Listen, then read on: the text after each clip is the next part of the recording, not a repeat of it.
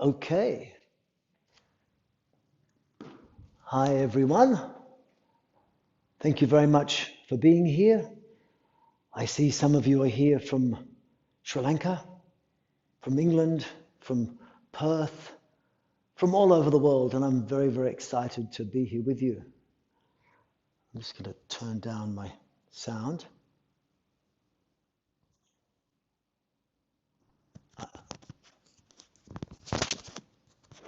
I'm going to turn down my sound.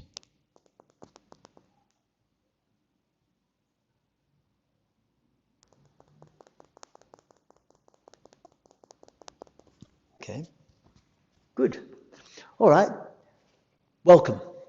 In this masterclass, in this session, I'm going to talk about things that I think are useful for everyone. I was really excited to share this with people all over the world who are not just my students, but actually all my friends, my family.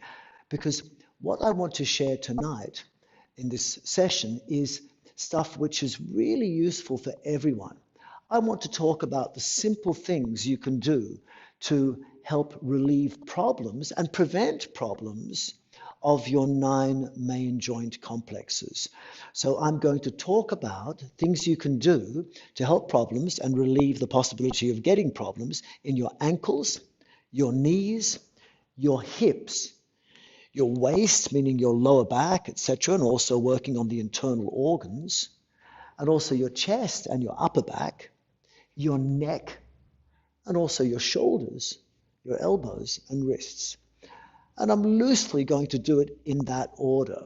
But before we begin, I want to just make it clear that I can't see you, I don't know your bodies, and you really have to look after yourself. So I'll be giving suggestions as to what works best for most people, most of the time, physically, meaning muscles, bones, joints, etc. Physiologically, meaning nervous system, energy levels, blood flow, internal organs.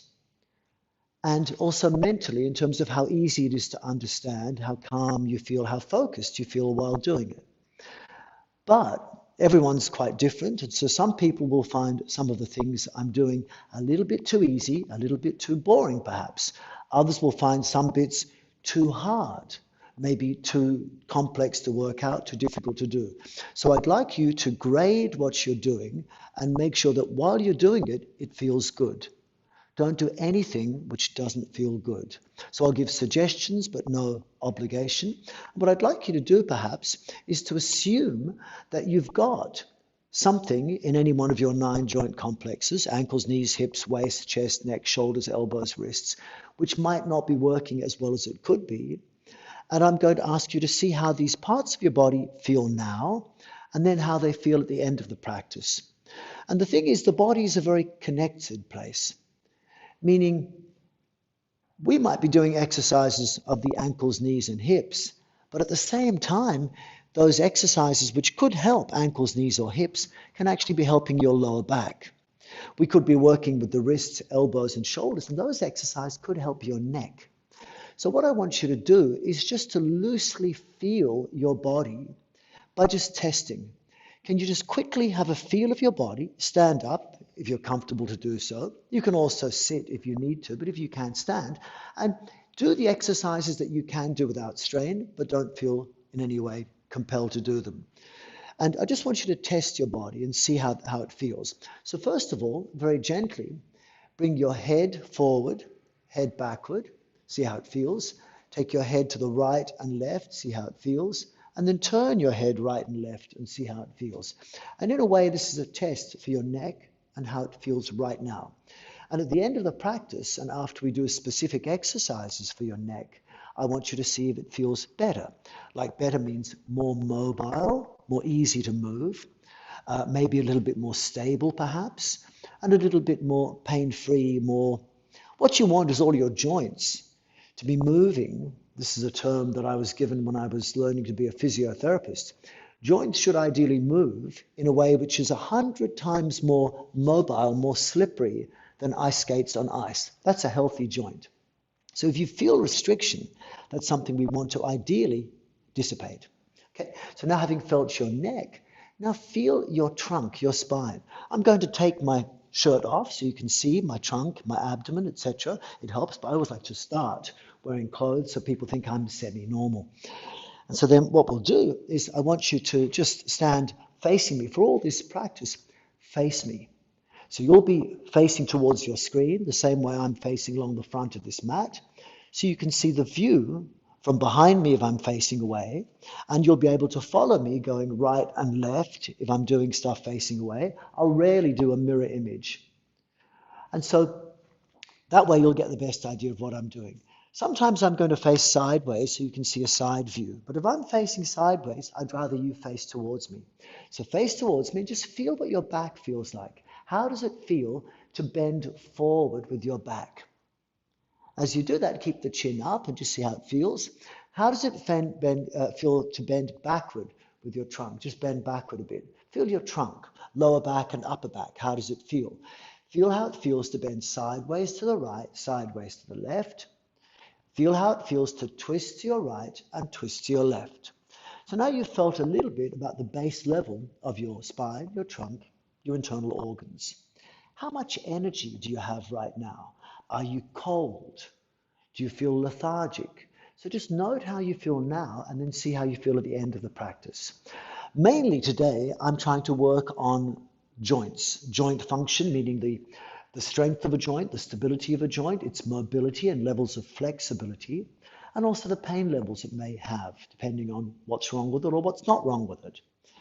Other classes I sometimes focus more on energy and blood flow and nerve function and internal organ function. But for this section, focus on the joints, structure and function, but also note how your blood flow feels, how warm your fingers are, how much your heart's racing. Just note it and experience it and feel it and measure it at the beginning and the end. Now, have a look at your shoulders. So how easy is it to bring your arms up into flexion?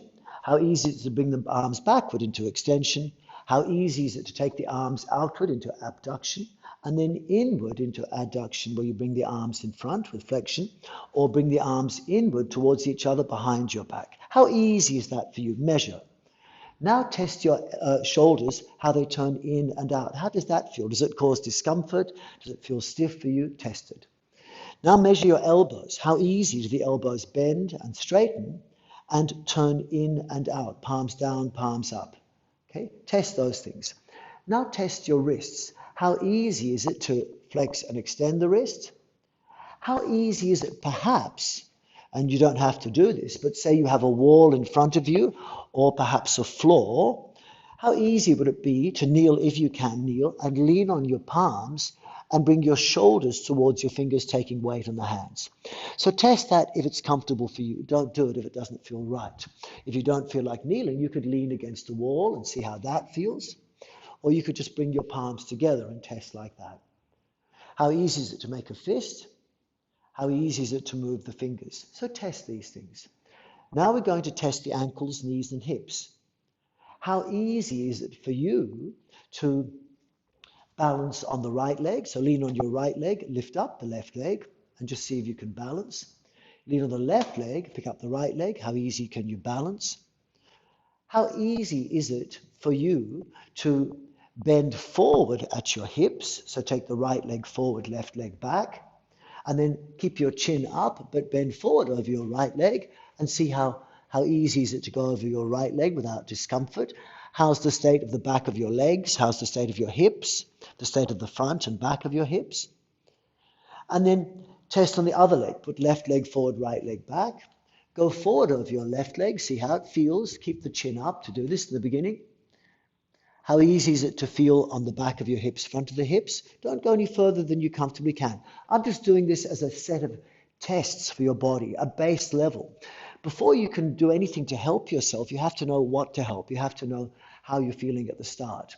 And then we're going to do a series of posture, movement, breath control exercises to see if you can help the function of these joints.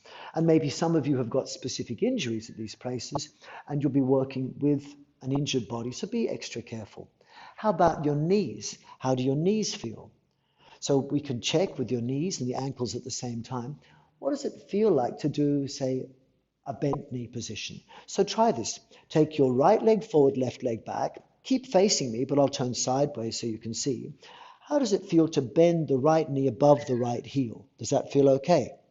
What happens if you go further, knee toward the toes? Does that feel okay? What happens if you bring the knee left and right? Does that feel okay? Careful. Change legs. Have left leg forward, right leg back. Keep facing me, but have the left knee above the left heel.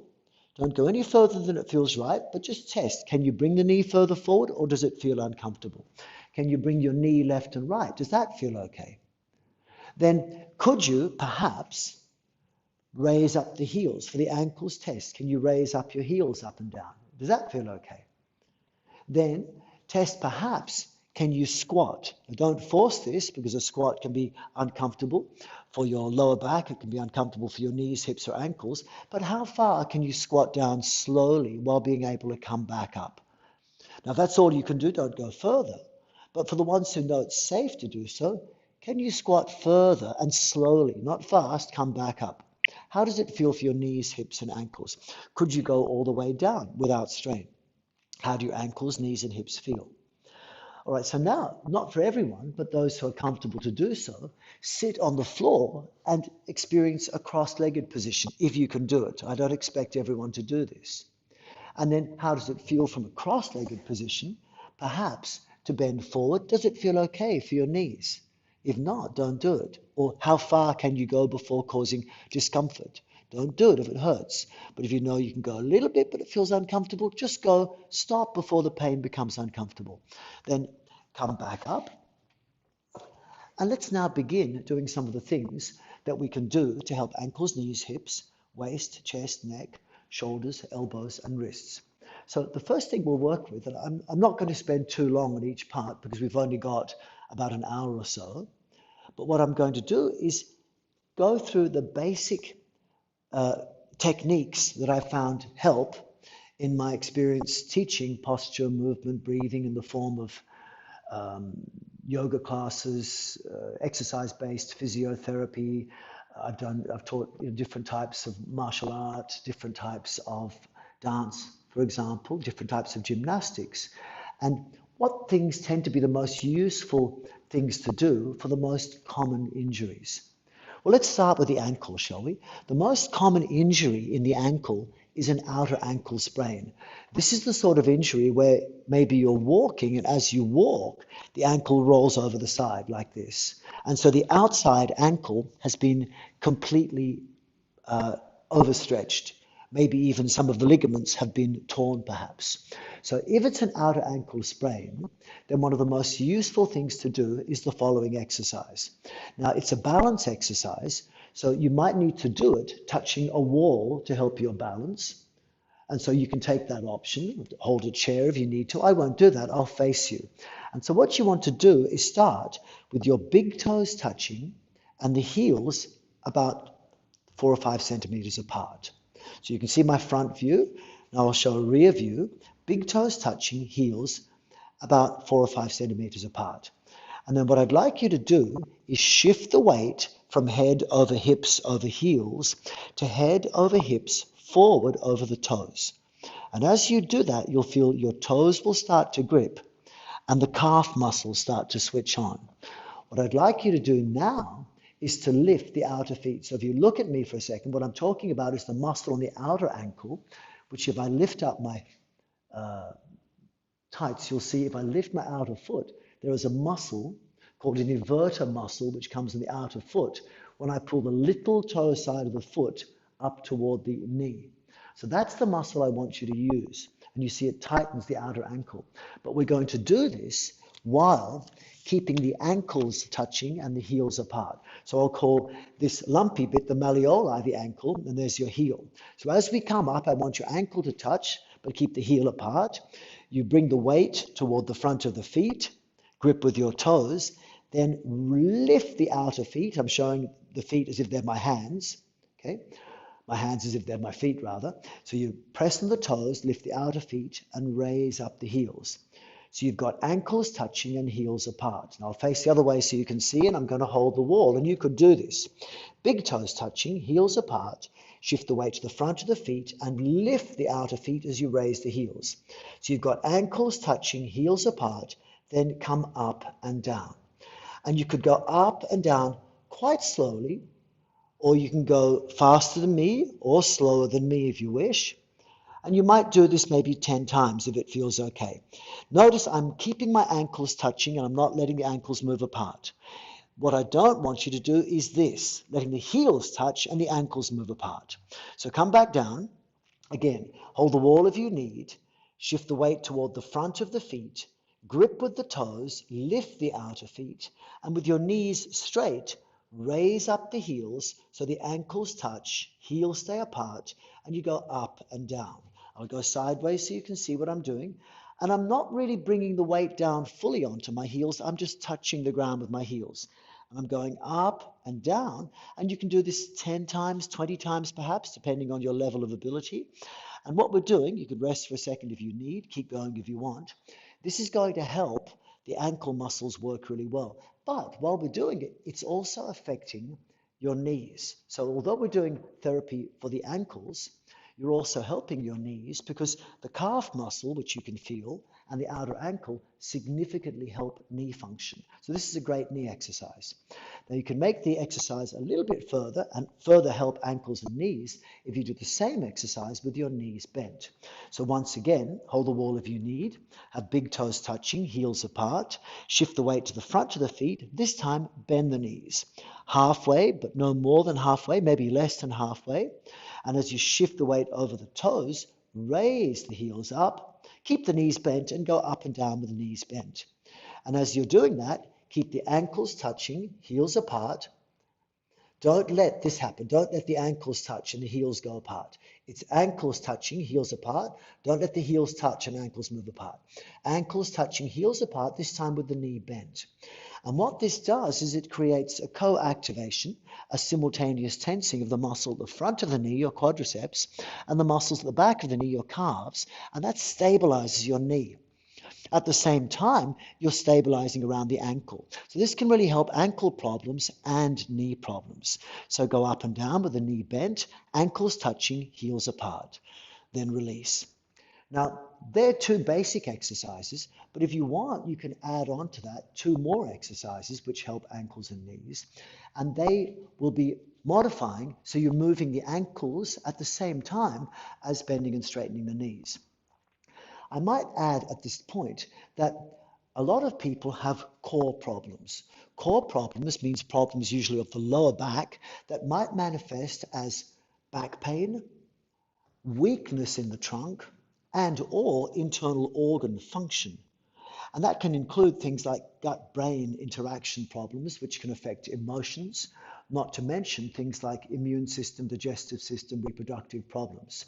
And the thing is, when you bring the weight to the front of the feet, it's been shown to trigger the transverse abdominis. So one of the most useful exercises that you could learn, and this is a great step to begin it, is to learn how to bring the lower abdomen in like I'm doing now. So you can see my abdomen here relaxed, my abdomen here firm. But can you make your abdomen draw inwards so the lower abdomen is in but soft and upper abdomen out but soft? Once you can learn to do that, you can learn to roll the abdomen like I'm doing now, and it gives your internal organs a massage, plus it releases the lower back and enhances your energy levels tremendously. One of the most important ways to learn this is by shifting the weight to the front of the feet. So when I'm learning this action, I do it by bringing the weight toward the toes when I pull my lower abdomen in, and then release it when I bring my weight to my heels. So I go weight on toes, pull in the lower abdomen, weight on heels, release the lower abdomen. And that's one of the ways I can learn it. So this exercise, which I've given you mainly for the ankles, also affects knees and the waist. And it's just basically ankles touching, heels apart, grip with the toes, lift the heels and raise the heels up and down, like I'm doing now. So phase 1 is the knee straight. Phase 2, do it with the knee bent. And then phase 3, as you raise the heel, straighten the knee. As you lower the heel, bend the knee. So this is the third version of the exercise. Bend the knee, lower the heel, straighten the knee, raise the heel. And you can come up and down doing that about 10 times as well. holding the wall if you wish. If you don't need to hold the wall, don't, and just apply a general principle of practice when balancing, which is three things. One, look at the floor for balance. Two, grip with your toes for balance. Three, keep the knee bent for balance, not fully locked or straight. Okay, now the fourth phase is a little bit tricky. You bend your knee while raising the heel, and you straighten your knee, not fully, while lowering the heel. So it's like this. So I'll touch the wall for balance. You don't need to. Keeping my hips level, I raise the heel, bend the knee, then lower the heel, straighten the knee. And as I'm doing it, I'm keeping my ankles touching and heels apart. So not letting the heels touch, ankles move apart. It's ankles touching, heels apart, and that will tighten the outer ankle, which stabilizes a lot of that outer ankle instability coming as a result of ankle sprains, which in many countries are the most common musculoskeletal injury. All right, okay, so that's enough for the ankles. Now, the next thing I'm going to work with briefly is the knees. Now, the most useful thing you can do for the knee is to tighten all around the knee. Now, you don't need to tighten it fully in the beginning. You can just tighten the bit that doesn't tighten enough, and that's usually the hamstring. And so to learn to really tighten your hamstring, one of the things you can do is acknowledge that the hamstring is a muscle that extends the hip or takes the leg back behind you. So to make the hamstring work as a hip extensor rather than the buttocks muscle, which can also extend your hip, you need to turn your thigh inwards. So I'd like you to lean on the right leg, come to the left toe tip, round your back out, and then keeping the lower back lengthened, step back your left leg, shift the weight to the left leg. Now twist your navel towards your right thigh, shift the weight to the right leg, and put your fingers on the top of the hips. Don't move the top of the hips, but now turn your left thigh inwards. Then shift the weight back to your left leg, lengthen the lower back, and I'll turn sideways so you round out the lower back a little bit. Relax your abdomen. It'll look soft and flabby, but it doesn't matter. The more you tighten your abdomen, often the more it restricts the healing process. In many cases, not always, but in many cases, if healing is needed, if you can't breathe into your abdomen, that's one of the worst things that will disable you from healing. So with your lower back lengthened, the weight on the left leg, the abdomen expanded, now shift the weight to the right leg and look at the floor for balance. Bend the right leg for balance. Grip with the toes for balance, and then if you can, lift the left leg off the floor. And you could be holding a wall with one hand, but then with the hands on the hips, practice turning your left thigh in and out. Notice as I'm doing that, my left hip is not moving. See, where my fingers are is not moving. And if you can do that, so to the knee turns in and out, when your knee turns in, your buttocks should relax and your hamstring should release. When you turn the thigh out, the buttocks should harden and the hamstring releases.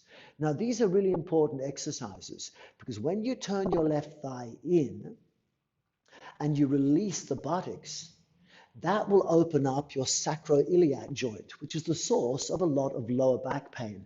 And it can instantly relieve people's lower back just by standing like this, rounding the back out and turning your left thigh in. You get relief of the left lower back. Around the sacrum on the left side, between the sacrum, the fused part of the lower spine, and the outer left hip. At the same time, the hamstring, the back of the leg, that becomes very firm. And that often is a problem for many people with knee problems. Okay, then release it, bring it back down, and just see how your knee feels. If you compare left knee to right knee, if you just maybe try again, how does it feel to squat? Does your left knee feel a little bit better? You can go a little bit further if you wish by tightening more muscles around the left knee. So let's try that. We go, take the right leg forward, come to the left toe tip, round the back out, shift the weight from the right leg and lean back with your left leg. Turn the navel to the right, shift the weight to the right leg, and with the hips level, turn the left thigh in and shift the weight back to your left leg. Keep the lower back lengthened and then shift the weight to the right leg and look at the floor for balance, grip with the toes for balance, bend the knee for balance, hold the wall if you wish, and lift up the left leg. Then from there, the hamstring is tight. If you turn your left thigh more inwards and push your left thigh to the right, that will tighten the inner thigh more. And if you now pull up your kneecap, that will tighten the front of the thigh. So pulling up the kneecap, you have to do consciously. If you spread your toes, pushing away the base of the big toe, that tightens the calves. And then pull the outer foot to the knee, it tightens the outer calves, like in the ankle exercise. Now it's important you breathe into the abdomen, and the more you bring the left leg to the right, the more it releases the tension on the outer hip, and that can often cause a problem in your hip. So here now we're not just releasing the lower back and the knee, we're also releasing some hip problems. Then release. Now once again, just test how your knee feels if you lower the hip down. How does it feel if you squat half or full? Does the left knee feel a little bit more comfortable, perhaps? Test and see if it's been helpful. Not every exercise I offer is useful for everyone, but I'm giving the things that help most people most of the time. You could also test, if you wish, in a cross-legged position and see if you bring yourself to cross-legged and bend forward slightly, does your left knee feel a bit more comfortable than your right knee perhaps, or than it was before? Maybe change cross-legged so the other leg is in front. Bend forward and backward a bit. Does your left knee feel a bit more stable? You test and see. And then stand back up. Let's do the right leg. So to stabilize the right leg, first of all, practice activating the hamstrings. So shift the weight forward onto your left leg. Come further forward with your right leg to come to the right toe tip. Then round the lower back out. And then slide back your right leg. Take the weight on the right leg and bend forward with your spine. Twist your belly button to the left. And then shift the weight to the left leg. Come to the right toe tip. Keeping the hips level, maybe using your hands on the hips to help. Turn your right thigh inwards. Then look at the floor for balance. Grip with your left toes for balance. Keep the left knee bent for balance and lift the right leg just a little bit off the floor. Now if you test, it will mean that the right hamstring is automatically firm when the hips are level. Now if you turn your right thigh out and in, we can try that. Notice I'm not letting my right hip go up and down like this. I'm keeping the top of the hip, the iliac crest level, and turning my right thigh out and in. And what you should feel if you do this, that as the right thigh turns out, the buttocks goes hard, hamstring goes soft. When you turn the right thigh in, buttocks goes soft, hamstring goes firm. Now the benefit is that when your thigh turns in and your buttocks releases, that can traction or release the sacroiliac joint, which is the source of a lot of lower back pain and a lot of nerve discomfort, a lot of stress in the body. Because around this region, the parasympathetic nervous system nerves come out. So then when you turn your thigh outward, it actually tightens that region and can often stabilize the back of the hip and release tension at the front of the hip. So not that one exercise is right or wrong. When you turn your left thigh in, that can release lower back problems. When you turn your left thigh out, your right thigh in, it releases the right lower back. When you turn your right thigh out, that can relieve the front of the right hip and stabilize the back of the hip. When you turn your right thigh in, it also tightens the hamstrings and inner thigh, which can help give strength and stability to the back of the knee. The back of the knee is firm automatically here, but if you take the right thigh to the left like this, you'll feel the inner right thigh becomes firmer and the outer right thigh lengthens and relaxes, and you can release a lot of outer hip tension in the outer hip, which can actually relieve knee tension. If you've got knee pain, sometimes the outer hip is a problem in situations like patellar maltracking. And then to get the whole knee firm, consciously pull up your kneecap. Make the front of the thigh firm by straightening your knee and activating the front thigh. Then spread the toes and pull the outer foot to the knee. Then all the muscles become firm around the knee.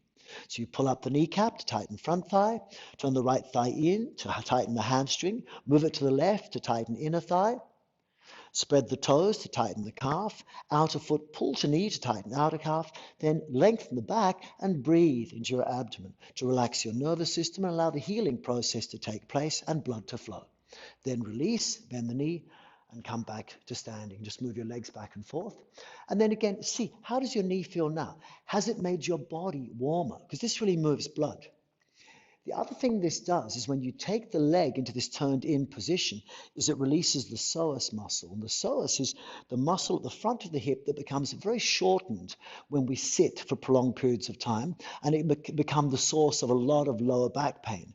So when you do this exercise of extending the hip, so taking the leg back behind you, what you want to make sure of is you're not arching the back as you lift the leg up, because that will just squash the back. That's why I'm asking you to come to the toe tip first, making a conscious forward bend so you lengthen the skin of your lower back, then take the left leg back. And then what you do is you release the front of the hip. And this can be a really good way of releasing lower back pain. So you may feel in your body now, how does it feel to just walk a little bit? Do your hips feel a bit better? Does your knee feel a bit better? Does your ankle feel a bit better? And maybe test, go down and up. Does your lower back feel a bit better? See how it feels. It'll be different for everyone. And do you feel warmer? Okay, let's do a couple of things for the hips. One thing for the hip is to release the hamstrings, because hamstring pain is very uncomfortable. So when we take the right leg forward and left leg back, and we bend forward over the right leg, maybe now it's a little bit easier based on what you've done, because you've strengthened the hamstring instead of just stretching it. You don't want to feel a stretch in the hamstring. So one of the things you can do to relieve hamstring tension is to activate the front of the thigh. Now, if you need to, again, hold the wall with your left hand and lift up your right leg off the ground and feel how that tightens the whole front of the leg. Now, if this hurts the front of your hip, don't do it. There's other exercises that might be better. But for people who can do it, as the front of the thigh becomes active, it releases the back of the thigh. And doing this for about 30 seconds before a hamstring stretch can make it much easier to stretch the back of the legs or to create flexibility in the back of the legs. So now, having done that, notice how warm you get. Put the right leg back on the floor, take the left leg back, keep facing me, but I'll turn sideways. Go forward of your right leg and notice if it's a little bit easier. Now bend the knee. It's always safer if you bend the knee, push the hip forward, stand back up. Now, you can make the hamstring a lot easier to bend forward into if you push your sitting bone, the ischial tuberosity, the part of the bone that you feel like you're sitting on when you sit down, feel like you're pushing that towards your foot. So if you take again right foot forward, left foot back, face me. I'll turn sideways so you can see. Get a feeling this time of pushing your sitting bone towards your right foot as if I'm doing that. So I'm pushing my right sitting bone into my right foot and then I bend forward. And as you do that, that tends to stabilize the hamstring, make it less likely to tear or overstretch. Now to come up, it's usually safer to bend the right knee, push the hip forward, stand back up. So what you don't want to do is push the sitting bone backward and up. Okay, you can try that if you wish and see the difference. So from this position, what happens if you do what many people teach, push your sitting bone backward and up and go forward. Notice the hamstring stretches more. Bend the knee, come back up. So I'll suggest don't do that. When you're bending forward over your right leg, push your sitting bone toward the foot as if you're trying to stretch the mat with your feet, but the feet start at your hips. And then when you go forward, keep your chin up. Otherwise, the chin down will overstretch the nerves in the back of the neck going down the spine to the back of the leg and can cause pain. Bend the knee to come back up. And see if that felt a little bit easier for your hamstrings. So let's try the left leg. Take your left leg forward, right leg back. And without doing anything special first, test how easy it is to go over your left leg. Notice if the left leg feels a bit stiffer. Bend the knee, stand back up. So to release the left leg in the same way, lean on your right leg, come to the left toe tip, lift up the left leg off the ground. And if it feels uncomfortable in the front of the left hip, don't do this. But if it's not a problem for you, hold the left leg in the air, turn your left thigh slightly outward, and then check the toes can move, the shoulders can move, your neck is free, check your pelvic floor feels relaxed, and you can breathe naturally into your abdomen like when you are asleep, the most regenerative thing that you do. Make that happen. That sleep feeling while you're actually doing practice makes a big difference. And then after having been here for 30 seconds or so, you can go higher if you wish, lower if you need. This position will automatically tighten the front of your leg, which releases the back of the leg by a nerve system reflex. Now put the leg on the floor and go forward and see if it feels a little bit easier. And for most people, it'll feel a little bit easier.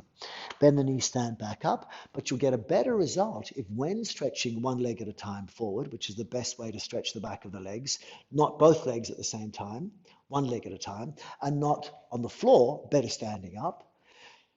Put the left leg forward, right leg back. Have the legs about 1 meter or so apart. Now push your left sitting bone toward the left foot as you go forward. So it feels like you're pushing your left foot forward, like you're trying to stretch the mat with your feet, but your feet start at your sitting bones. So push your sitting bones into the feet, relax your pelvic floor to do that. Otherwise, it becomes a problem. Of course, if it's not right to relax your pelvic floor, don't do it. But if you can, let it be as relaxed as you can without problems. Then bend the knee, push the hip forward, stand up, and just compare that with not doing what I said. Gently, how does it feel for your hamstring? If you've got a hamstring tear, you'll find if you do the opposite, if you lift your sitting bone up as you bend forward, the hamstring stretches a lot more. So bend the knee, push the hip forward. You don't want to feel any stretch. The best flexibility feeling is the one where you're doing something which someone else looks like it's flexible, but it doesn't feel like a stretch to you. So finding ways of minimizing the sensation of stretch while still doing things which we consider flexibility things give you the best result. So avoid the sensation of stretching if you can, but do things which make you flexible. And so that would mean you activate the front of the left thigh, and you can do that by lifting up the leg. You could also do it by pulling up the kneecap. But if you're pulling up the kneecap, you have to also press on the front of the feet, otherwise you get hamstring pain. And so then from that position, push the left sitting bone toward the left foot, like stretching the mat with your feet, and then bend forward. Keeping the chin up is easier. Then to come out of the position, push the hip forward to come up. It's easiest to do that if you bend the knee to push the hip forward to stand up. Good. Now, that deals with the sensations of problems at the back of the hips. Now, can you deal with the problems at the front of the hips? Many people have problems at the front of the hip because of this constant sitting on chairs, and the sitting on chairs tightens all the front of the hips, which pulls the head of your femur or thigh bone forward into the ball and socket joint, and it compresses. And that rubbing of the ball and socket joint, because the femur or thigh bone is pulled forward, abrades the front of people's hips, to the point that 1 in every 2 people over the age of 40 or 50, if a bone doctor, an orthopedic surgeon, looks at x-rays of 100 people over the age of 50, they'll say on average 50 of them need double hip replacements because the hips are so abraded by the activities of modern daily life, which mostly include sitting on chairs. So to relieve these hip problems, one of the things you can do is relax the front of the hip and activate the back of the hip. So if you're a person who feels that when you lift up your left leg, it feels tension at the front of the hip, do the following exercise. Again, face me. Lean on your right leg, come to left toe tip, round the back out, and then from there, lift back your left leg, come to left toe tip, and then from there, I'll turn sideways so you can see. Keep the lower back lengthened, then try and lengthen the front of the left hip. So the front of the left hip lengthened, lower back lengthened, hold a wall if you need, or grip with your toes for balance, bend the knee for balance, lift the left leg up in the air. Now what you want here is to turn the left thigh outward. So I'll show you from behind. Turn the left thigh outward, round the back out, and push the pubic bone more forward and the knee further back. And what this does is it tightens small muscle groups at the back of the hip, which will actually pull the head of the femur or thigh bone back into the socket, and it can relieve pressure on the front of the hip joint, and it can be a very simple, quick fix for many people who have anterior hip pain. And you hold this for a few moments, but to really make it work, hold the position without thinking of tightening anything. So the muscles will work by themselves in this position. Your job is to relax the pelvic floor, drop the sitting bones, relax the abdomen, and breathe into the abdomen. Here, a tight abdomen won't help. It will just cause extra tension in your hip. A lot of problems in the body come from overtension, not lack of strength. So round the back out, lengthen the front of the left hip, push the left knee back, and keep the lower back rounded out, and turn your left thigh outward. And that can really relieve the sensation of compression at the front of the hip. Now come back down and see, if you lift up your left leg, does it feel easier to lift up your left leg? Less tension at the front? Most people will say yes. See how it feels for you. Everyone's different. Let's try the other leg. So if you lean on your left leg, come to the right toe tip in front and face me. You can hold a chair or something. I'm just turning sideways so you can see. I lift up my right leg. When we do that, often 50% of the people over the age of 50 feel tension at the front of the hip. How do you relieve that? If you want to relieve tension at the front of the hip, tighten the back of the hip in this position. Shift the weight to your left leg, come to the right toe tip, round the back out. Now turn sideways so you can see. With my lower back rounded outwards, slide or lift the right leg back to the right leg, behind you, left leg in front. Push the pubic bone over your left foot. Top of the hips back away from the left foot, so you round the back out. Lengthen the front of the right hip, hold a wall if you need to, and lift the right leg off the floor. So you've got the lower back lengthened and the front of the hip lengthened. These are the two most important things, not just to relieve the hip, but also to release lower back problems. So then from there, I'll just show it from behind, you try and turn the thigh outward. And as you turn the thigh outwards, don't move the top of the hip. So don't move this bit where my finger is touching. Keep the top of the hip level as you turn your thigh out. So round out the lower back, push the pubic bone forward, push the front of the hip forward, push the knee back. Then check fingers can move, toes can move. Check your shoulders can move freely, your neck can move freely. Relax the pelvic floor and breathe into the abdomen. Okay, make sure the abdomen can breathe or roll. And you hold for a few moments and then release and see if you can lift your right leg up a little bit easier. Is it less tension at the front of the hip? These are a couple of simple, quick fixes for your hip, the front of the hip especially. All right, let's work now briefly on the shoulders. Okay, so when we're working with the shoulders and the elbows and the wrists, you can also be working on the neck. So our necks now are a little bit more opened already, perhaps, but just see how it feels. Again, head down, head up, head to right, twist, head to left, twist, back to the center, lower the right, head to the left, head to right, see how it feels. Now, what happens if you tension the nerves going from the neck all the way to the shoulders, elbows, and wrists? Because the arms are very connected to the neck and they're connected by nerves. So one of the most useful things to do to help relieve problems in the neck, shoulders, elbows, and wrists are simple nerve tensioning exercises. Nerve tensioning is a way of saying mobilizing your nerves. So the nerves are like electrical cables, where you've got the cable on the inside and a plastic coat on the outside. So a good cable will be able to move inside, like a knife moves inside a sheath. You have to feel the cable can move freely inside. And this will come more when your body is a little bit more alkaline, when your body's a bit warmer, and when you make blood flow around the muscles and the joints a little bit better. So nerve tensioning can make your joints work better and your muscles work better as well because the nerves function better. So these are simple nerve tensionings, 5 of them that we can do. And I'd like you to face me, but when you're doing it, look toward me, don't turn your head sideways. So start with your knees bent, sit in a chair if you wish, lower the sitting bones and round the back out, relax your abdomen, and then start with nerve tensioning 1, keep facing towards me, turn your shoulders in and stretch the wrists. So you bring your shoulders down slightly, elbows up slightly, and lengthen the front of the wrists.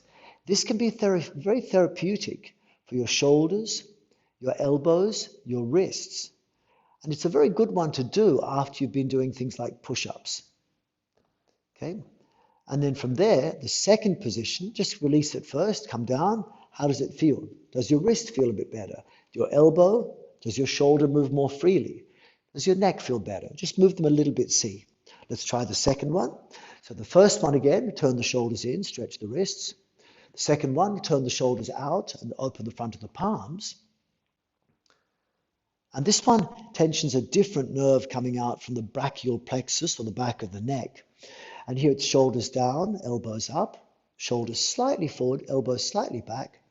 And check that the face is relaxed, that you can breathe into the abdomen. Knees slightly bent, drop the hips and relax your pelvic floor as much as you comfortably can. And then release. And see again, how do your fingers feel? How does your wrist feel? How do your elbows feel? How does your shoulders feel? How does your neck feel? Do you feel a bit warmer? If it's been positive, then move on to the next one. If it feels uncomfortable, and it can feel uncomfortable in my experience in very small numbers of people, 1 in every 100 might feel that's a bit uncomfortable, in which case you can do it less or skip it. Third nerve tensioning. Let's do first 1, 2, then 3. 1, turn the shoulders in, stretch the wrists. 2, turn the shoulders out, open the palms. 3, point the fingers up. So in this position, keep facing me, knees a bit bent, back lengthened. Bring the shoulders down, slightly forward, elbows up, slightly back, and you bring the fingers to point up to the ceiling. And then from that position, pull the fingers towards you in wrist extension. And notice it's quite a different sensation to stretching muscles. Do not turn your head. Keep your head facing straight ahead. And then release. Now again, test. Fingers, wrists, elbows, shoulders. How do they move? How does the neck feel? Is it making your arms and neck feel better? Test. See. Gently. Next one.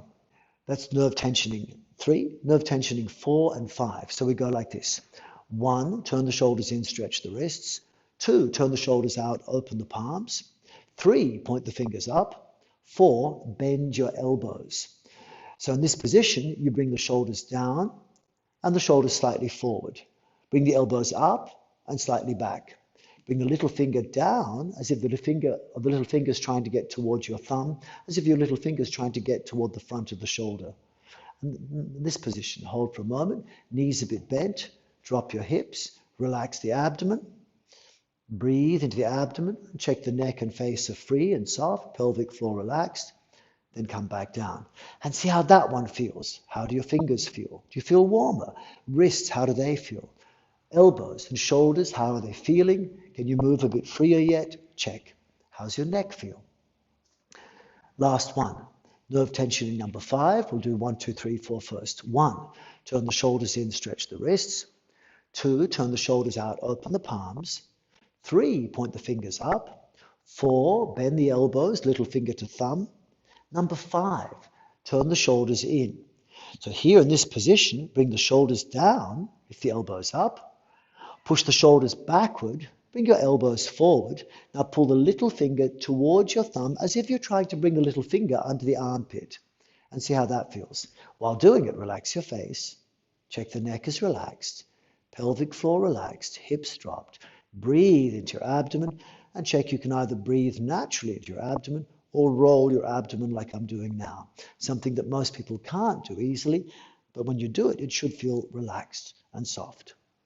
Then release. So now move again, check fingers, wrists, elbows, check the shoulders, and is there any freeness? Do you feel more stable? And for those who wish, you can check, having done those exercises, does it feel better if you do something like a wrist stretch weight bearing? So just do a couple more times. We'll go 1, turn the shoulders in, and you can make it stronger, shoulders down, elbows up. Number 2, turn the shoulders out, push the shoulders down and forward, elbows up and back. Pull the little finger toward the elbow. 3, keep the inner elbow pointing up, point the fingers up. Here again, shoulders down and forward, elbows up and back. When I say shoulders down and forward, imagine your arms are in front. So shoulders forward means push the shoulder blades forward till you feel length between the shoulder blades. Keep the shoulder blades forward, then take your arms back. You'll feel a stronger sensation of tension, lengthen in the nerves. Then, number 4, bend the elbows. So here, shoulders down and forward, elbows up and back, little finger toward the thumb. It's a stronger feeling if you tighten your armpits. Relax your abdomen, breathe into the abdomen. Now turn the shoulders in, number 5, and shoulders down, elbows up. Shoulders backward, elbows forward, pull the little finger in toward the thumb, and breathe into the abdomen. Knees a bit bent, drop your hips, relax the pelvic floor. And now we do a couple of times. Position 1, follow. 2, turn the shoulders out. 3, point the fingers up. 4, bend the elbows. 5, turn the shoulders in. 1, straighten the elbows. 2, turn the shoulders out. 3, point the fingers up. 4, bend the elbows. 5, turn the shoulders in. 1, 2, 3, 4, 5. Continue. 1, 2, 3, 4, 5, and we do 3 more times.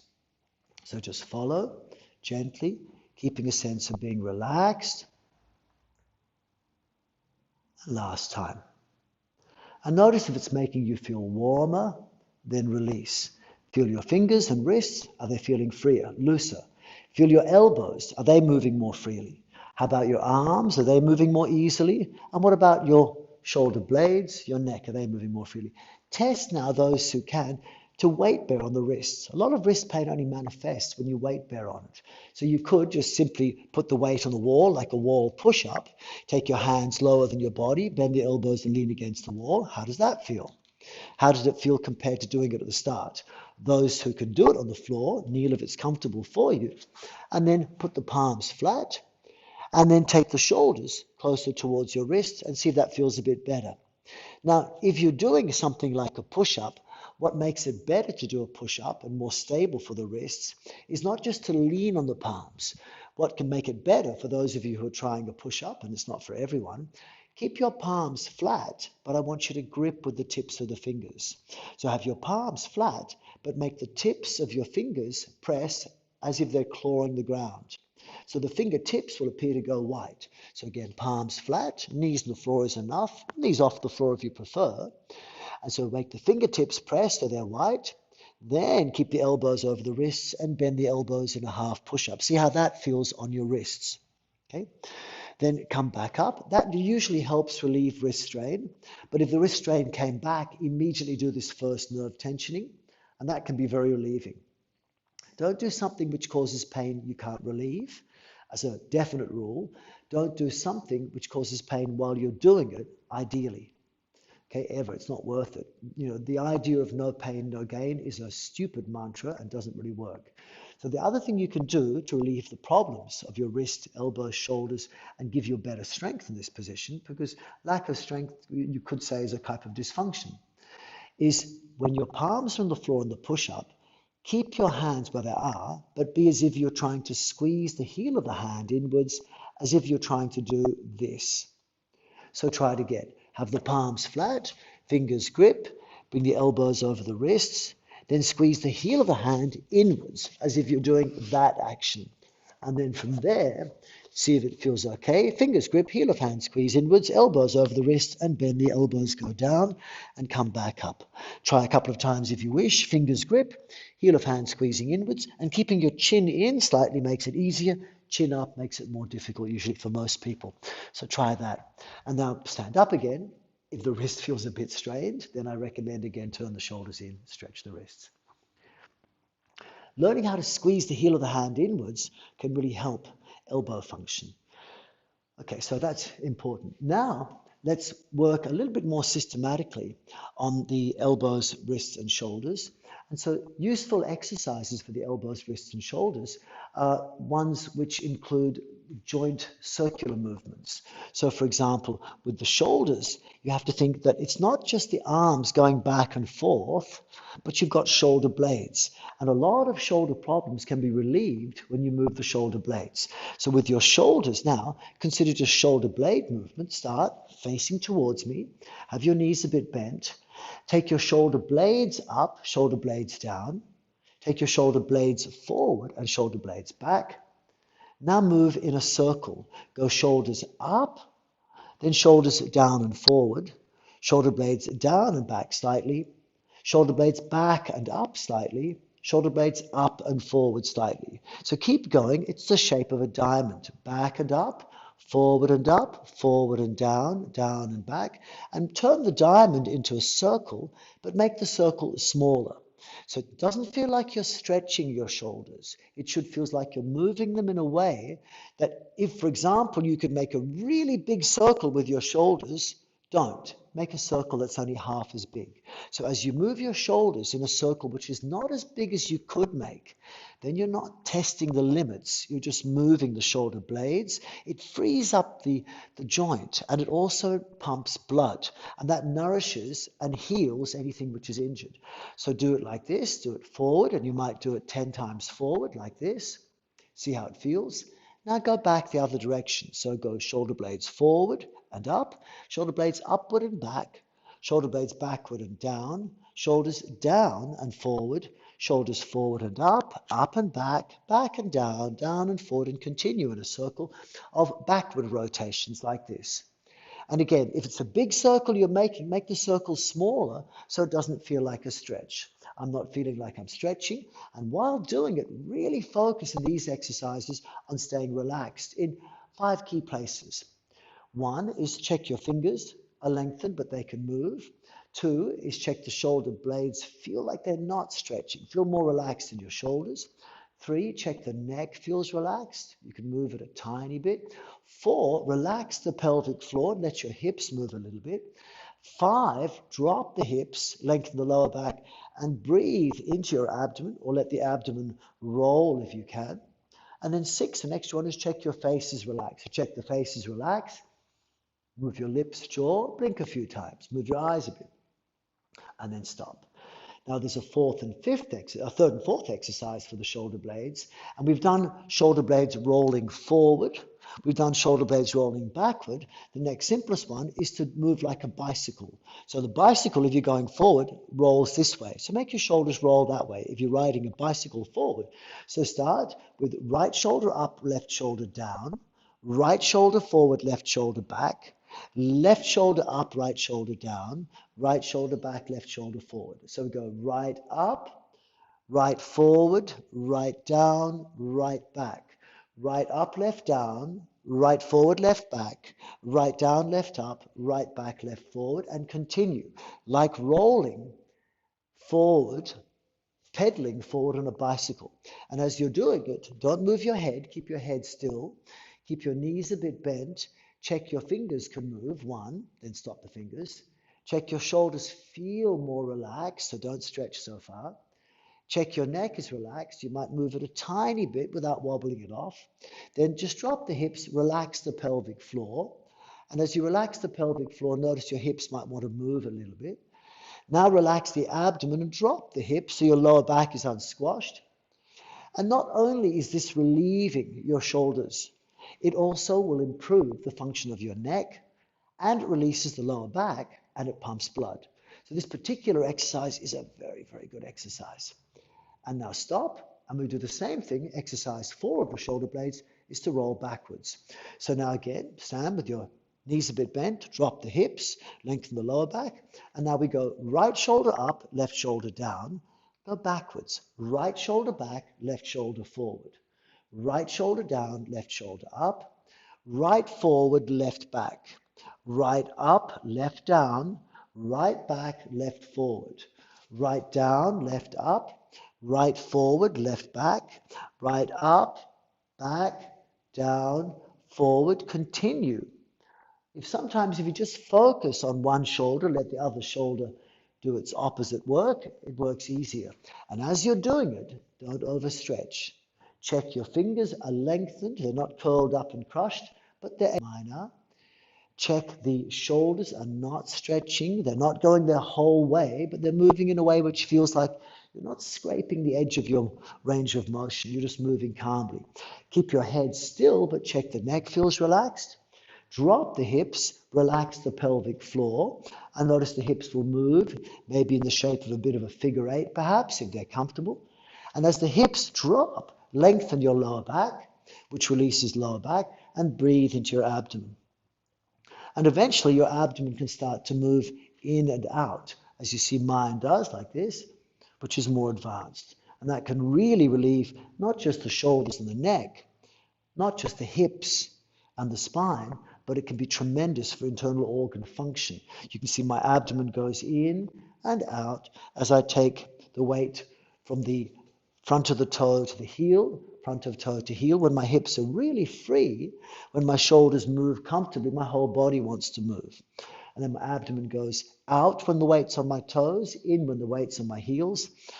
And this is a really great way to release the lower back and move energy in the body. Then release. Okay, so this is one of the most effective things you can do to relieve a lot of shoulder function. Just test now. How does it feel to bring your arms up? Is it a bit freer? Bring your arms backward. Is it a bit freer? Bring your arms out to the side and inward, backward, inward. How does it feel to turn the shoulders in and out? It should be a little bit freer. Now you can also get some good effects by moving the ball and socket joint of the shoulder. So for that, you make a figure eight pattern. So start with your knees bent, and you can do two ways. One way is to start with your inner elbows leading the movement of a figure eight.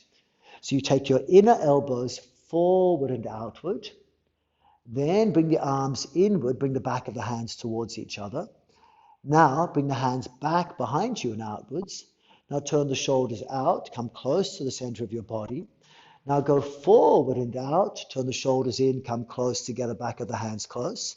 Go backward, then turn the shoulders out, bring the hands close. Go forward, then turn the shoulders in, bring the hands close. Go backward, then turn the shoulders out, bring the hands close, and continue in what looks like two figure eights. As I'm making these patterns with my arms, it looks like I'm drawing an 8 on my left side, an 8 on my right side, or two infinity signs. And as you do this, do it in a way which doesn't feel like it's stretching. And if it's comfortable for you, allow the shoulder blades to gently move a little bit. And while doing it, check the fingers can move, check the shoulder blades are relaxed, check your neck is free, drop the hips and check the pelvic floor feels relaxed. How relaxed? Well, as relaxed as you can make it. Make it, if possible, so the pelvic floor feels like if you relaxed it anymore, you'd go to the toilet. But don't, obviously. Don't relax your pelvic floor completely if it feels uncomfortable. Do what feels right for you. If you've got a pelvic floor problem, you need to address it. It's a different situation. Now check your face is relaxed as well. Maybe move your lips and jaw. And then release. Notice if that warms you up, it usually does, and it usually helps shoulder function, neck function.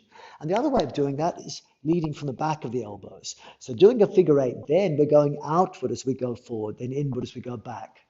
But you can do it the other way around, turning back the other way. So turn your shoulders in, lead from the back of the elbow, go forward and inward, go outward wide, then go backward and inward, then go outward wide, then forward and inward, outward. Backward and inward, then outward. Forward and inward, outward. Backward and inward, outward, and continue like that. And as you're doing it, be soft. Check the fingers can move first. Check the shoulder blades feel really relaxed. They're not tense. Check the neck feels relaxed. It might move just a tiny bit. Check the pelvic floor feels relaxed, which means your hips are free to move if they want to. Then check your lower back is relaxed. And check the lower back feels relaxed, and you can breathe into your abdomen or let the abdomen roll like mine. And then release. Good. And now see, has that made your shoulders, neck, head feel better? Check. Move your neck up and down. Move your head side to side. Move your neck right to left gently.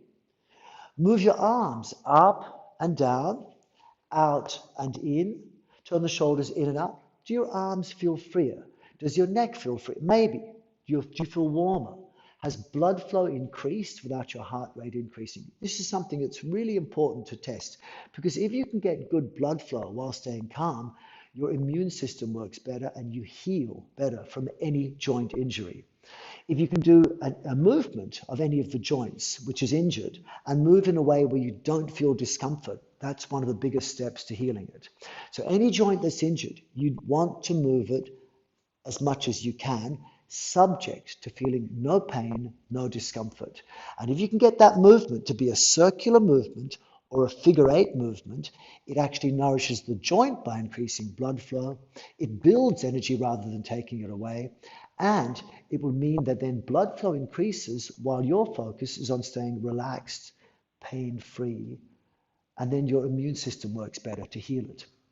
This is true of pretty much all the therapies. You want to improve body health by doing two things: encouraging better blood flow but without the heart racing. Do it in a way where your nervous system stays calm.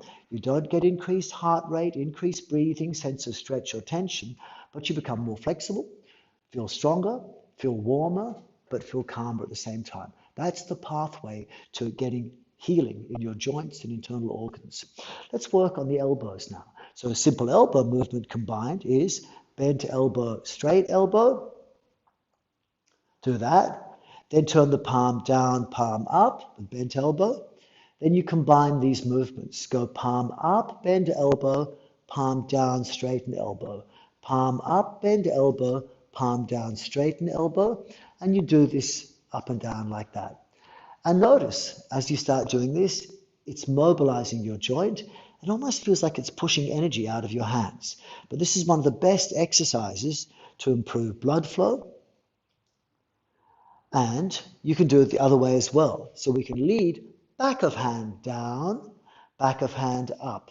It's a different feeling. Energetically, it feels different, but it mobilizes the joint in a different way. And you're really making the elbow function much better. Rarely does the elbow bend by itself in everyday life. It usually turns in or turns out. So by practicing these movements of turning in and out at your elbow while bending and straightening, this mimics what you need in everyday healthy life, but do it without weights, without weight bearing, and you'll find it starts to improve blood flow and heal and nourish your joints and strengthen the joints as well. Then you can also progress this. Let's go back to palm up, bend elbow, palm down, straighten elbow, palm up, bend elbow, palm down, straighten elbow. Stop one hand and do one hand up, one hand down. And as you go up with one hand, down with the other hand, still leading from the palm, relax with the rest of the body. So relax the fingers, check they can move for a moment, stop the fingers. Now check the shoulders feel relaxed and they'll move a little bit as well. Now check the neck feels a bit relaxed. Now relax the hips and feel the pelvic floor relax. Now relax the abdomen, so you lengthen your lower back by dropping the hips a little bit and breathe into the abdomen or roll the abdomen. Then relax the face. You can do all those things one at a time. You can go much slower if you wish, and you could keep doing that or do it backwards, leading from the back of the hand going up, back of the hand going down. And these are very good movements to get the body warm and just help joint structure and function improve. Release. Okay. Wrist exercises. Wrist exercises, it's good if you can understand the wrist will flex and extend, bend back and forth. But also if you face your palms towards you, you can move your fingers towards each other, little finger towards each other, or thumbs away from each other, like that. So if you make your palms face each other, make all those four movements move fluidly. So bring your fingers towards each other, fingers towards you, fingers away from each other, fingers away from you. And go fingers towards each other, towards you, away from each other, away from you. Fingers towards each other, towards you, fingers away from each other, away from you, and continue. And it's making the fingers and the wrists move in a bit of a circle. Now, as you're doing this, check the 6 places in the body are most relaxed. So lengthen your fingers, but check they can move.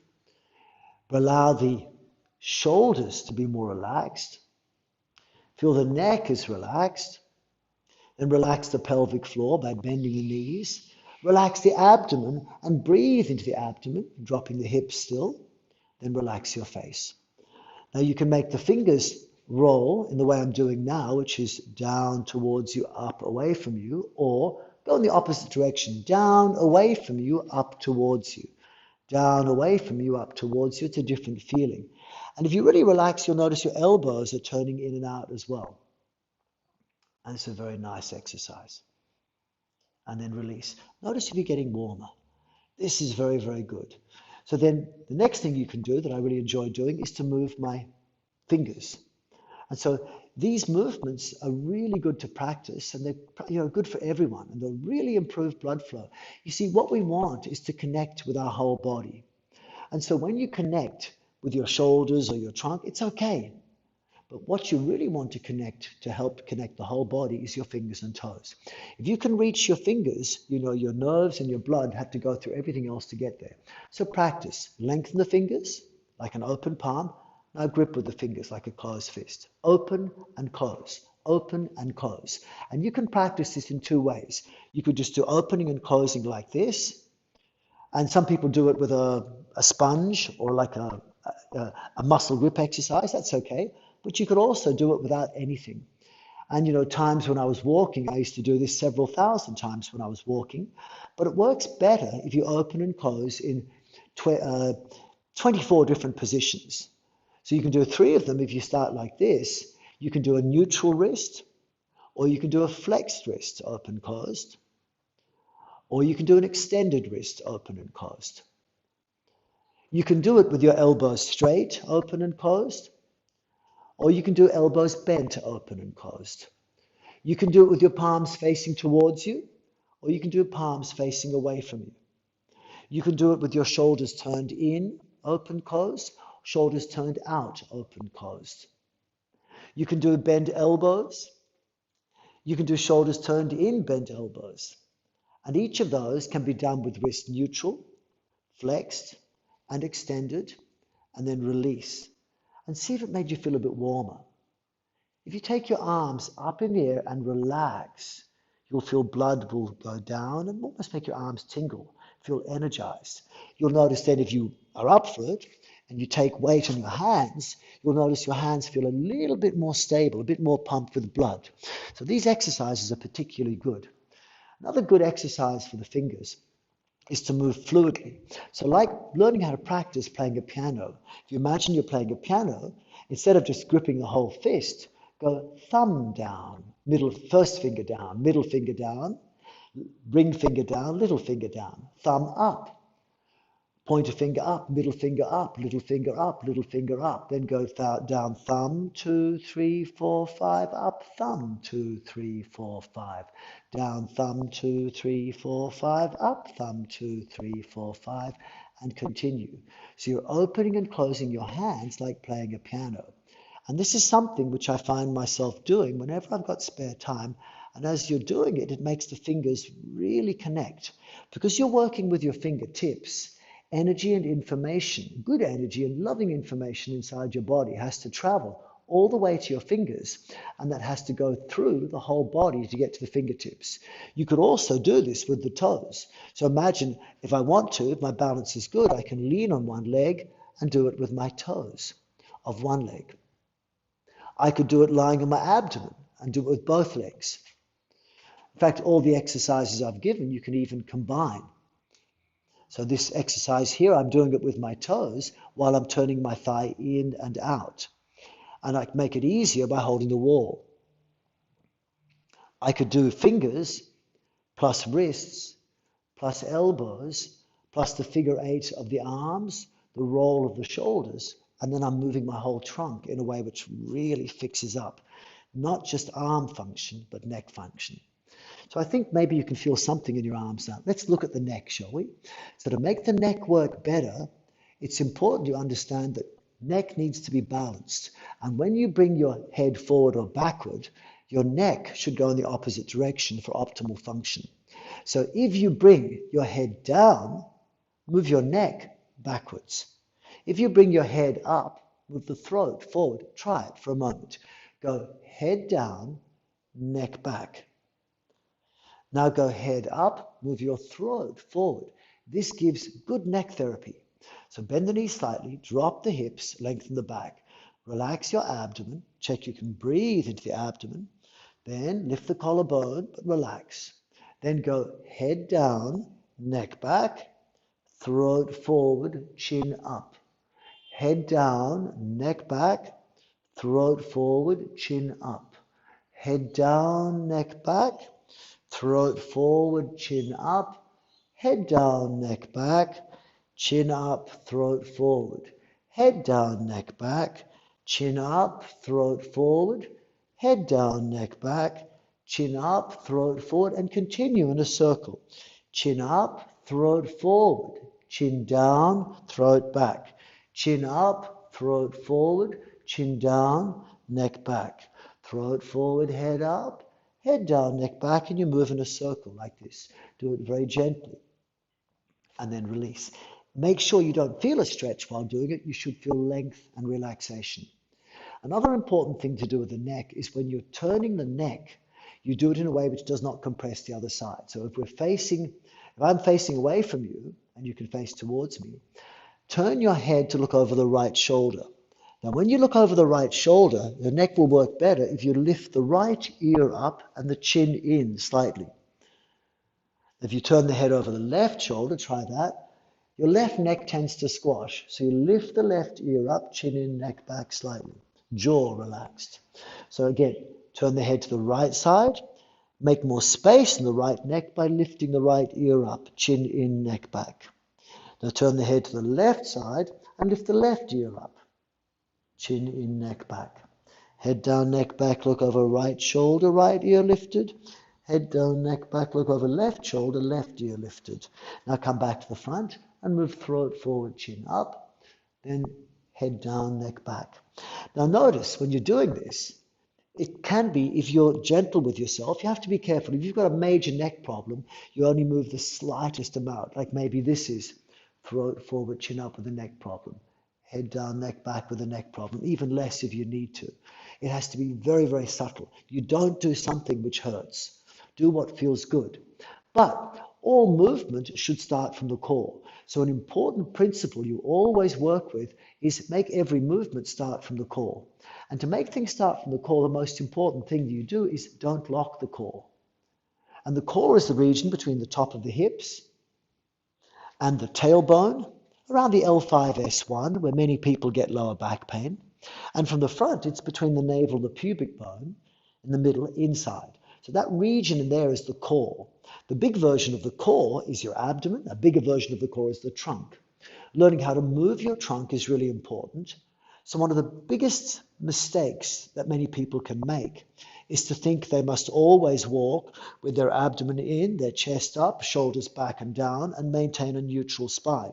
If that's what you're doing, you're going to end up feeling and walking and functioning like a robot. And when I say like a robot, when a robot's parts break down, you just change them. So someone who's always walking with a rigid and straight spine will find they put a lot of strain in their shoulders, their hips and their knees. And by the time they get to 100, if they get that far, will need hip replacements, joint replacements, knee replacements, shoulder replacements. Because when the spine does not move, when the core does not move, it puts extra strain on the other joints. So what you want is not to lock your core, but to move from your core.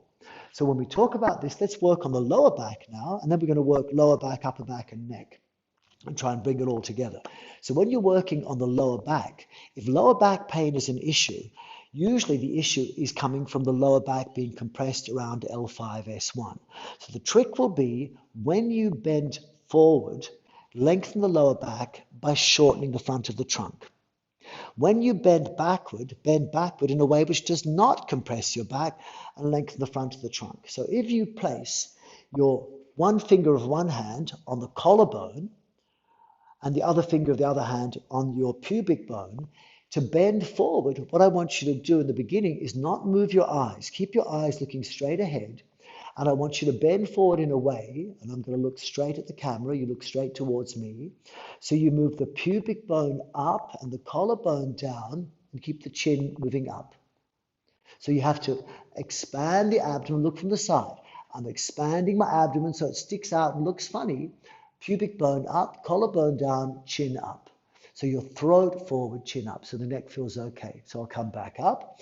So the way you release your lower back, for many people, make sure it feels okay for you. There's 1 in 50 people who usually tries this and gets it wrong. So if you're not feeling right doing it, don't do it.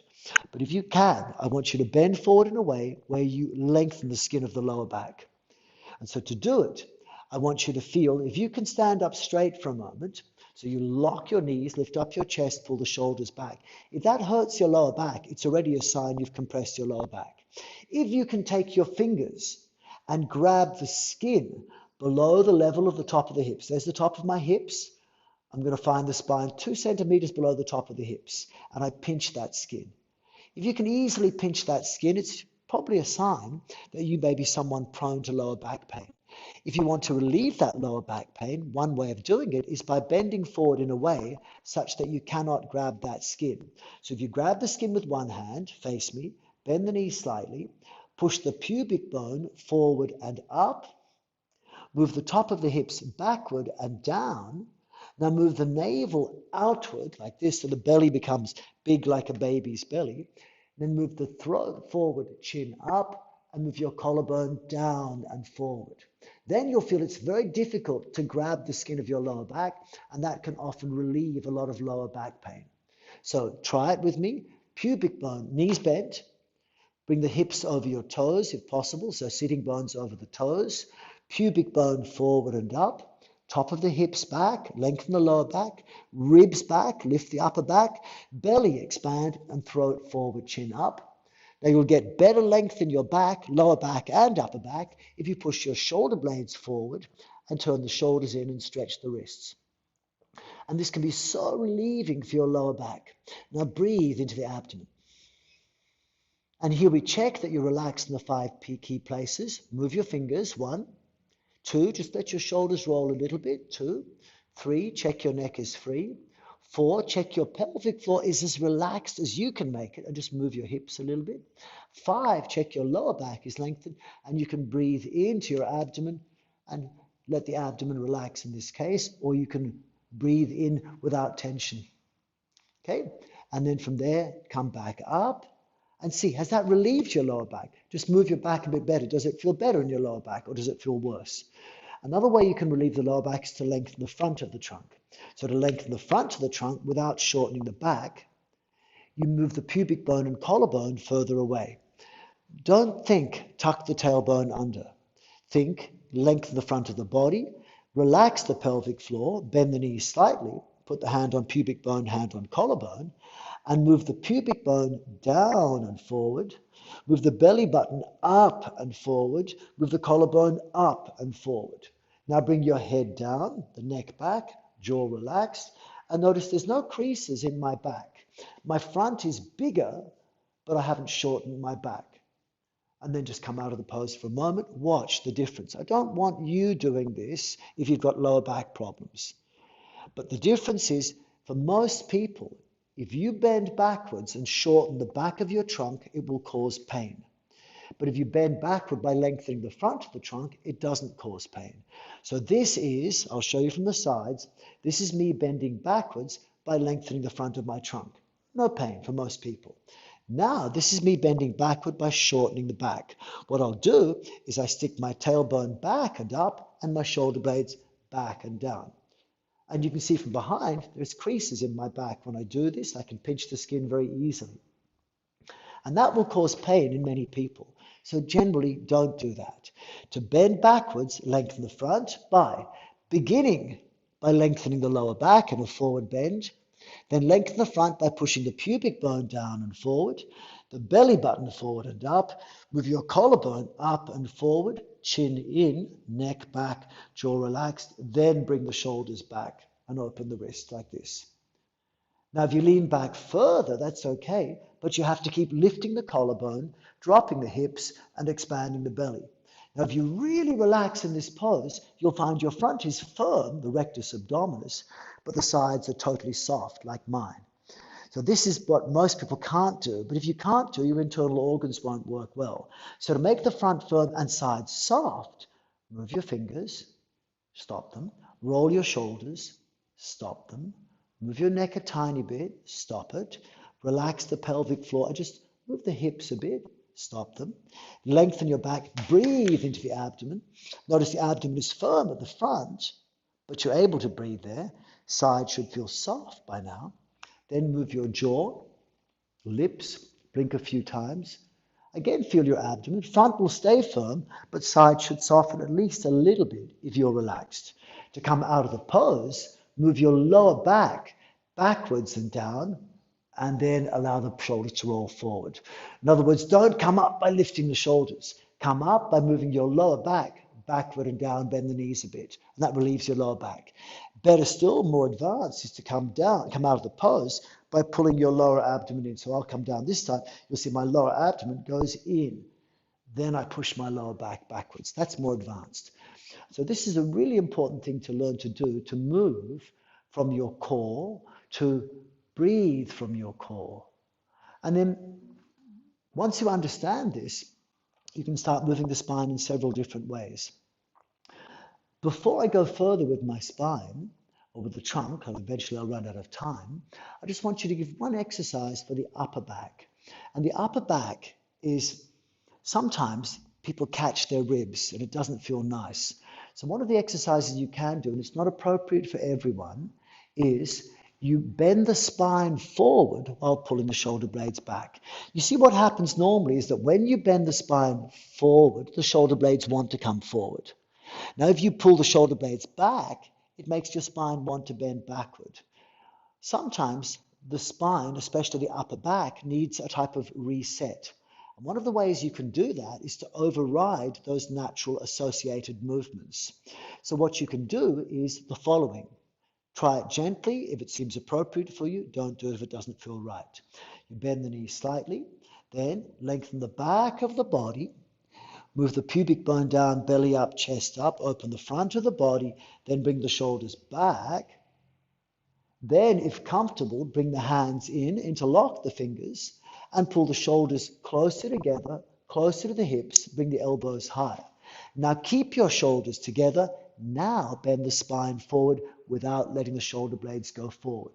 So keeping the head up, push the pubic bone up, the belly button out, the collarbone down, and bend from the spine, not the hips. It's enough to do that much. Just come back up. What you don't want to do is this. So what many people will want to do is to let the shoulder blades go forward when they bend forward. If you do that, the exercise won't work. And the other thing that some people do is they keep the shoulder blades back, but they bend from the hips. So I'm bending from my hips, not my spine. What you want is to bend the spine forward while pulling the shoulder blades back, and that releases the upper back. And I've had people who have had upper back pain for several years. They do this exercise once and it can release it. So maybe that's helpful for you. It's also very good to release the neck, this exercise.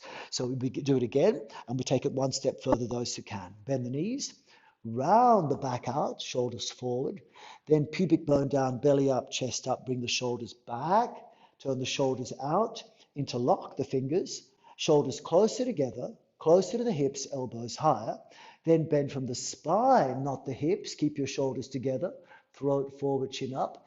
If comfortable, bend from the hips, not the head. Then if comfortable, bring the head down. Then expand the belly and move the throat forward, chin up. Then go forward again. Spine first, hips second. Keep the shoulders together, closer to the hips, elbows high. Bring the chin in. Then expand the belly and stand back up. Release the arms, push the shoulder blades forward, and release the upper back again. Release. This can be very, very helpful for many people. Now, once we understand this much, and there's really only a short amount of stuff I can do, you can start to make this work with the neck. So to make it work with the neck, you can start to go, the neck must start its movement from the core. So to start the movement of the neck from the core, it's like this. When your head lifts up, it makes you want to bend backward.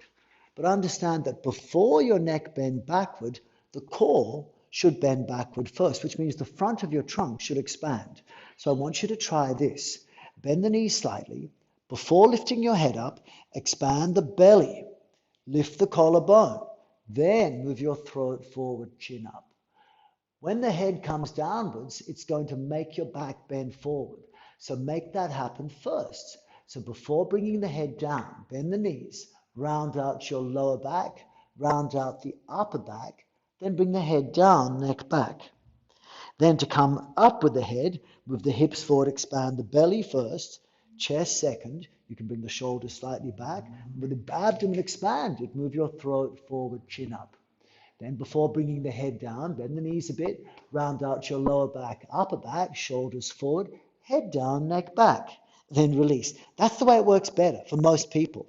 And just to give you an idea of what would not work, try and do what many people think is right. And that is tighten your pelvic floor, pull your navel toward the spine, and now lift the head up. And notice there's a lot more tension in the neck for most people, unless you're really used to it.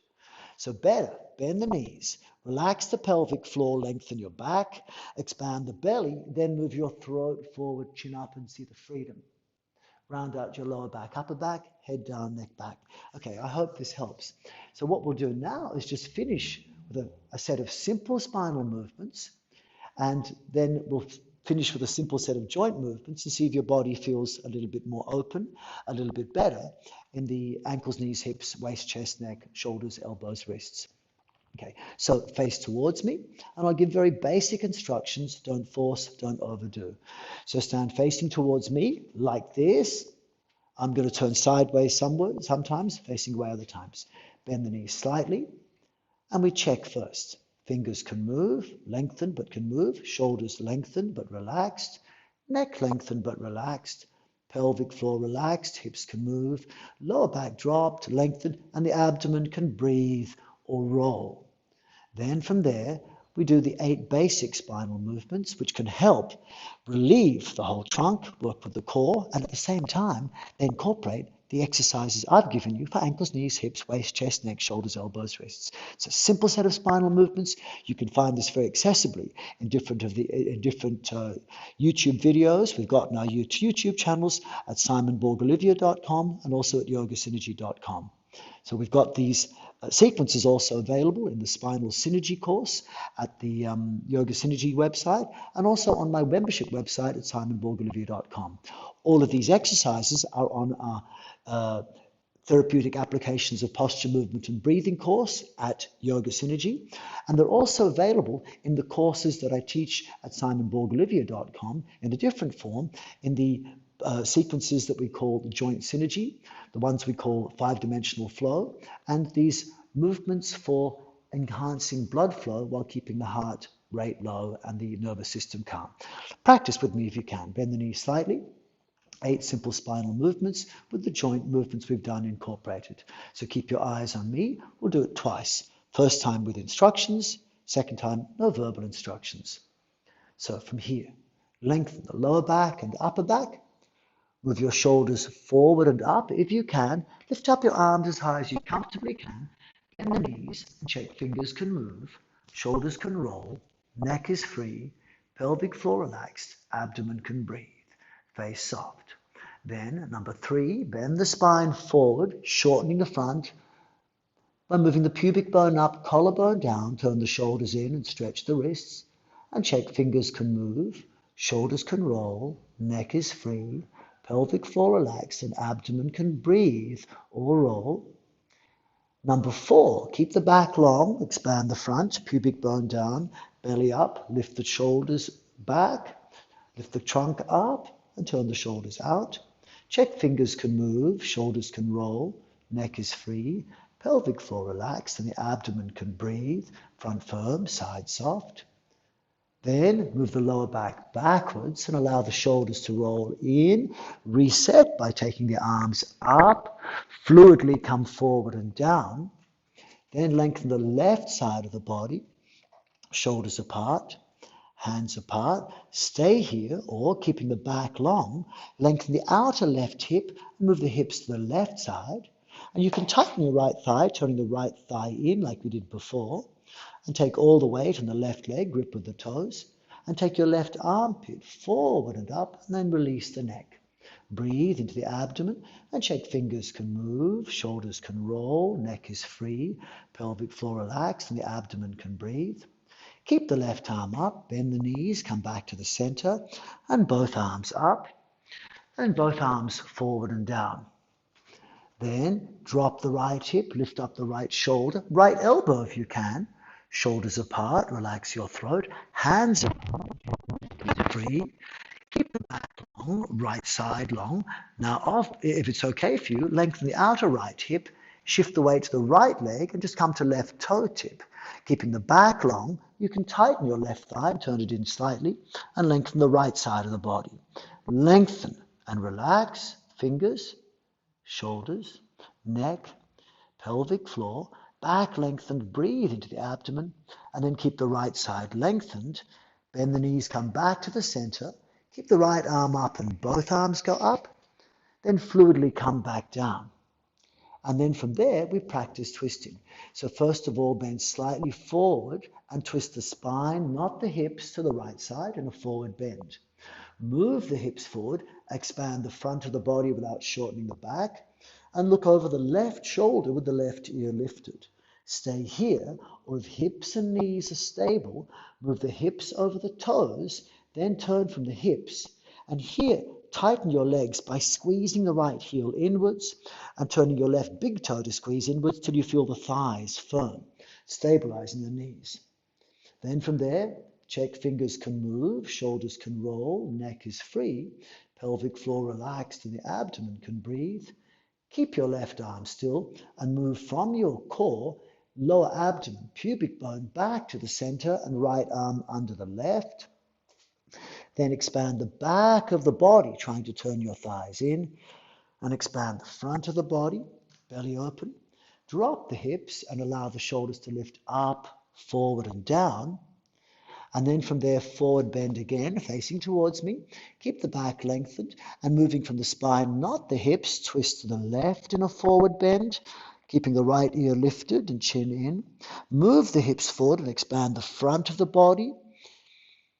And keeping the hips still level, make sure the back is lengthened. Stay here, or if it's safe for your hips and knees, move the hips toward the toes and allow the hips and knees to turn.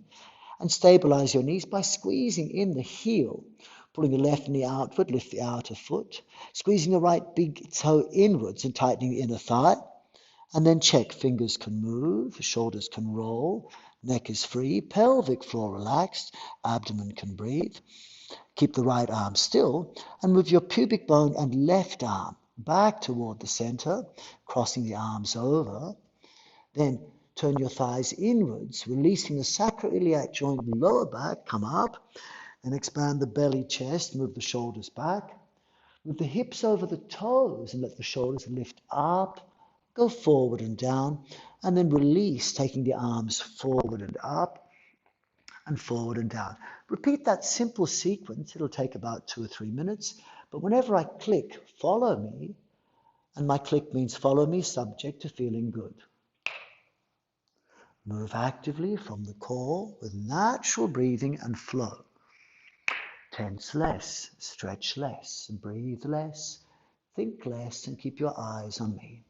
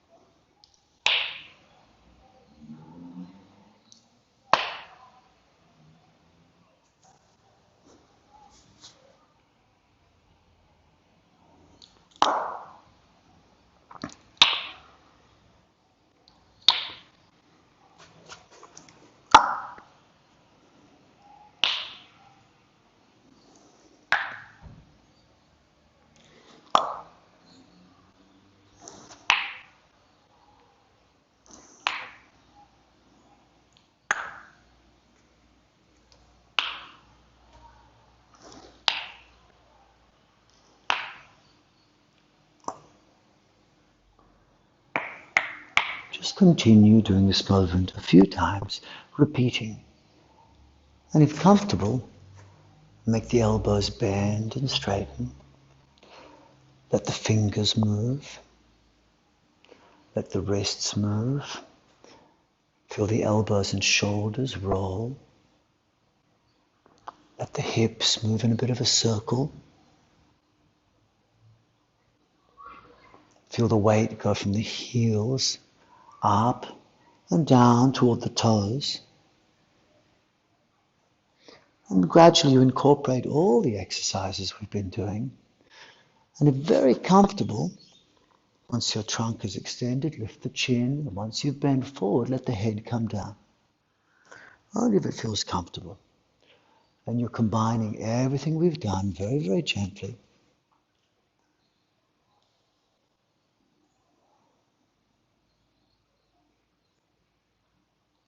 And then finish by going forward, outward, downward, inward. Forward, move your fingers. Outward, let the shoulders move. Downward, let the neck relax. Inward, soften your face. One more.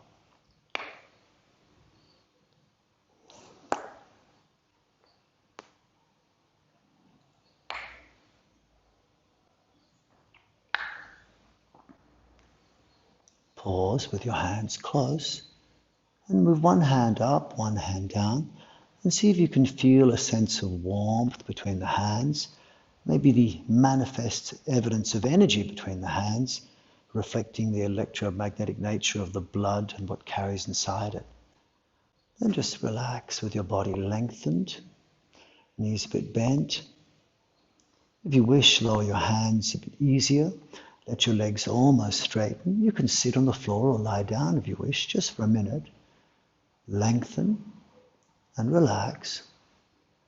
Drop your hips, relax pelvic floor, abdomen, armpits, jaw, and then close your eyes and be still for a few moments.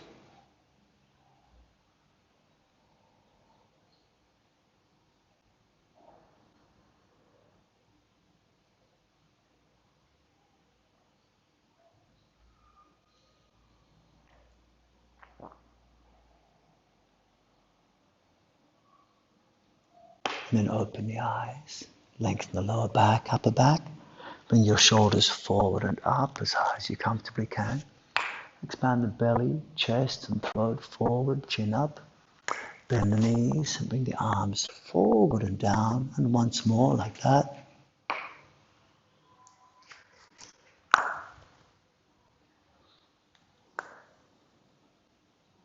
Thank you very much. I hope you feel a little bit like you've done something of benefit for yourself. Take what feels good from what I've said and what we've done. If any of the exercises feel doing better than others, do them more. Anything that doesn't feel right, don't do.